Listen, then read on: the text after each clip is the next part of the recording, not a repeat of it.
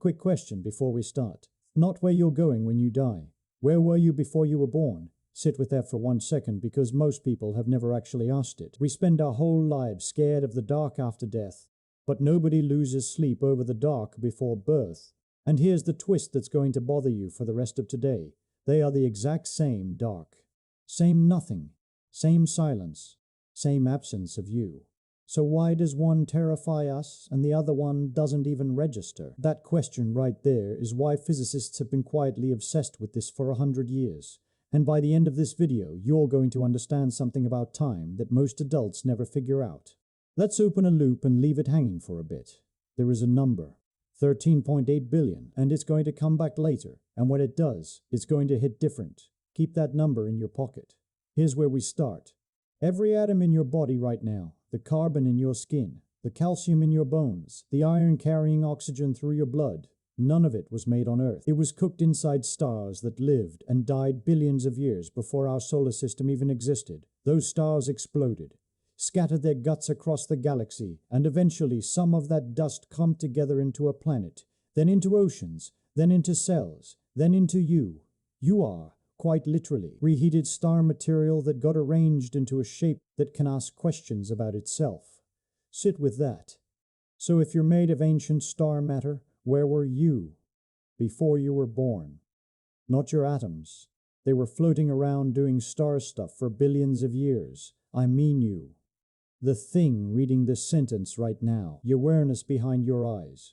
Here's the uncomfortable answer physics gives us, and it's simpler than any religion or philosophy has ever managed. You weren't anywhere, not in a waiting room, not floating in some cosmic lobby, not asleep in the void counting down until your turn. There was no you to be anywhere, because you is not a thing that exists independently of the process that creates it. You are what happens when a very specific, very complicated arrangement of matter starts running. Before that arrangement existed, there was nothing running, so there was nothing to locate. Now here's the pattern interrupt, because I know what you're thinking. That sounds like I just described death too, and you're right. That's the entire point. The state you were in before birth and the state you'll be in after death, physically, are identical. No brain activity, no memory, no experience, no waiting, zero difference. And yet one of those states we treat as peaceful and forgettable, and the other one keeps people up at 3 a.m. in a cold sweat. That asymmetry isn't physics, that's psychology. Your brain is a machine built by evolution to protect itself, so it panics at the thought of ending, but it has zero programmed fear about a beginning it never experienced. Same darkness, completely different marketing. Let's slow down and actually build this properly, because you didn't exist is true, but it's not satisfying on its own. We need to talk about time itself, because that's really what's messing with your head here. Here's a simple real-life example. Think about a river. You can point to the river flowing past a bridge, but the river isn't a fixed object. It's a process. The water molecules in it right now are completely different from the water molecules that were there yesterday. The river persists as a pattern, not as a specific chunk of matter. You are the exact same kind of thing. Not a fixed object that got placed into existence, but a pattern, a process that started running at a certain point and will eventually stop. Before the river existed at that spot, there was just ground, not river waiting, just ground, doing ground things, completely indifferent to the fact that one day water would carve a path through it.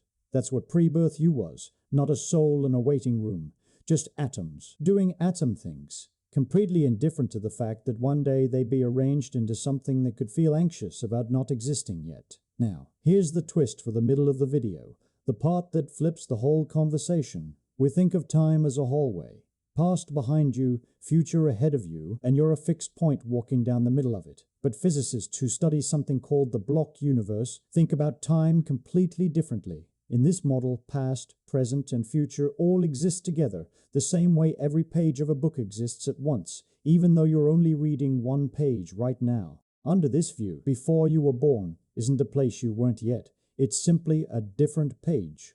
Your birth isn't the start of your existence popping into being from nothing. It's the specific page in the book where the pattern called you begins printing, and death is the page where the printing stops. The book itself, the block of space-time, contains it all simultaneously. That reframes the entire question. You're not asking, where was I before the book started? You're asking, why does this particular chapter feel like the whole story? And the honest answer is, it doesn't need to be the whole story to matter. A chapter is still real. A chapter still happened. Every sentence in it still counts, even though there were chapters before it, and there will be chapters after it that don't include you. Let's bring in entropy for a second, because this is where it gets almost poetic.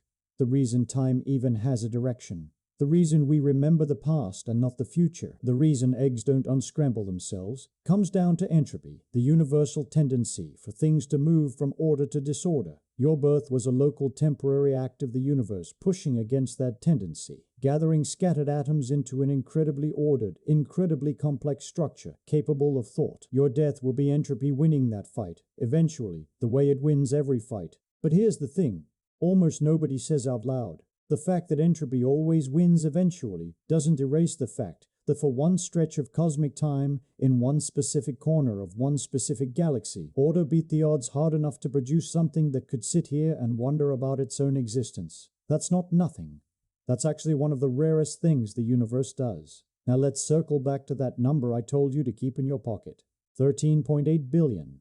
That's roughly how old the universe is. For 13.8 billion years, give or take, there was no you. No experience, no perspective, no fear, no joy, nothing missing because there was no one to miss anything. And then, for somewhere between 70 and 90 years, if you're lucky, there's a flicker. A pattern assembles itself out of old stardust, opens its eyes, and starts asking where it came from. Then the flicker ends, and the atoms go back to doing atom things, eventually becoming part of soil or trees or someone else's bones, or maybe even a future star. You don't return to nothing. You were never anything other than a temporary arrangement of things that already existed, briefly organized into a shape smart enough to be scared of its own ending. Here's the climax. The big reveal this whole video has been building toward. The fear of not existing assumes there's a version of you sitting somewhere experiencing the absence.